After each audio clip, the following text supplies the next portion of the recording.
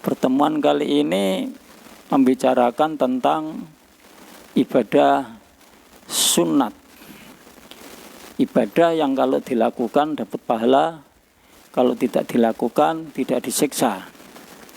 Sebab yang dinamakan sunat itu adalah ma yusabu ala fi'liha wala yu'aqabu ala tarkiha. Ibadah sunat adalah ibadah yang kalau dilakukan pahala, kalau tidak dilakukan tidak disiksa. Itu contohnya banyak sekali. Antara lain adalah tahlilan. Itu hukumnya sunnah itu. Itu dicontohkan oleh Nabi Muhammad SAW. Ketika sahabat Sa'ad bin Mu'ad wafat, Abdullah, ini sahabat Ansor ini, itu takziah bersama Kanjeng Nabi Muhammad SAW. Setelah beliau Rasulullah mensolatinya bersama dengan sahabat, kemudian mengebumikannya juga bersama sahabat, kemudian Kanjeng Nabi Muhammad SAW bertasbih dan para sahabat ikut bertasbih. Kanjeng Nabi Muhammad baca takbir, para sahabat juga ikut baca takbir. Setelah itu sahabat bertanya, lima sabakta wa kabarta ya Rasulullah, kenapa panjenengan baca tasbih dan baca takbir? Qala, Kanjeng Nabi menjawab, laqad tadayyaqa ala hadal abdis sholih qabruhu hatta farrajahullahu anhu. Hadis ini adalah sanadnya hasan. Jadi sahabat bertanya, untuk apa panjenengan membaca tasbih dan membaca takbir ya Rasulullah? Rasulullah menjawab, sungguh kuburnya hamba yang solih ini sempit.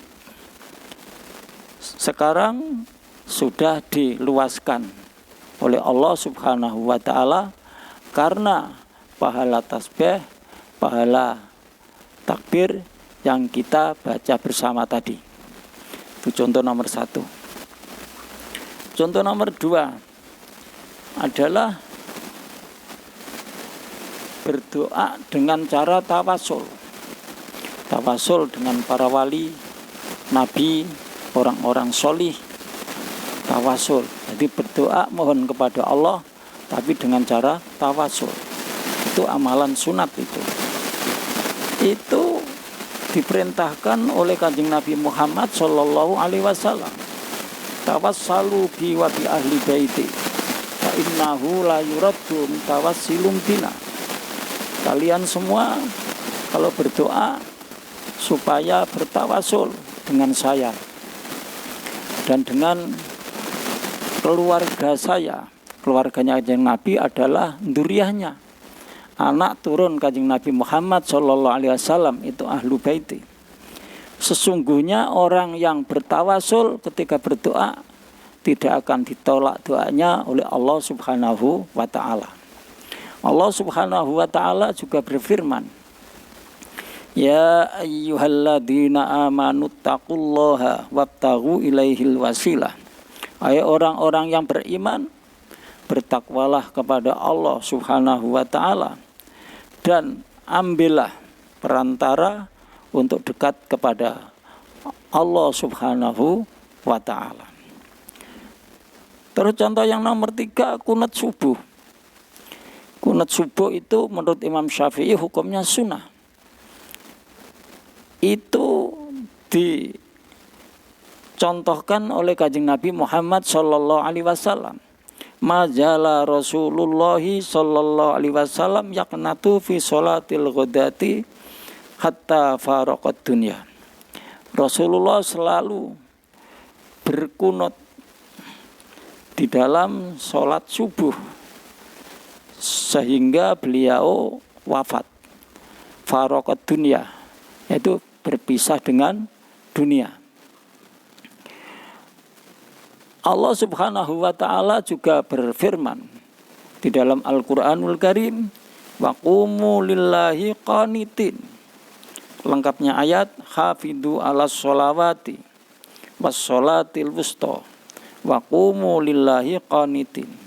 Jagalah sholat 5 waktu dan sholat wusta, yaitu sholat asar dan sholat subuh. Wa qumu lillahi qanitin. Kerjakanlah dengan berkunut. Jadi Imam Syafi'i menganggap kunut subuh itu adalah sunnah Nabi, berpedoman dengan wa qumu lillahi qanitin. Yang nomor 4 adalah baca Yasin untuk orang-orang yang sudah wafat. Itu diperintah oleh Nabi Muhammad SAW. Iqra'u Yasin ala mautakum. Bacalah kalian semua surat Yasin, pahalanya untuk mayat-mayat kalian semua. Hadis ini disahihkan oleh Imam Ibnu Hibban.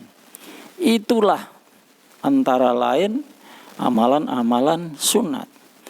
Yang ingin melakukan, tafadhol, silakan. Yang tidak mau melakukan, tidak apa-apa. Karena sunat itu dilakukan. Lebih baik kalau tidak dilakukan, tidak jadi apa. Tapi lain lagi kalau sudah mengatakan bahwa itu tidak pernah dicontohkan oleh Nabi atau tidak diperintah oleh Nabi, tidak diajarkan oleh Nabi. Kalau sudah mengatakan begitu, itu namanya sudah mendustakan Kanjeng Nabi Muhammad SAW. Karena nyatanya Nabi mencontohkan dan memerintahkan. Tiba-tiba ada kelompok yang jenggotnya panjang mengatakan itu tidak dicontohkan Nabi, itu tidak diajarkan Nabi. Mendustakan Nabi itu namanya. Kalau mendustakan Nabi sama saja dengan mendustakan Allah Subhanahu wa ta'ala. Karena apa yang dilakukan oleh Kanjeng Nabi itu wahyu dari Allah.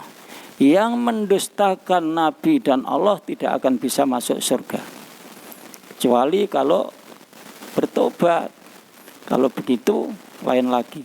Tapi sampai mati dia mendustakan kepada Nabi, tidak mau bertobat, tidak akan bisa masuk surganya Allah Subhanahu wa ta'ala. Na'udzubillahi min dzalik. Hati-hati dengan kelompok yang seperti ini, pendusta.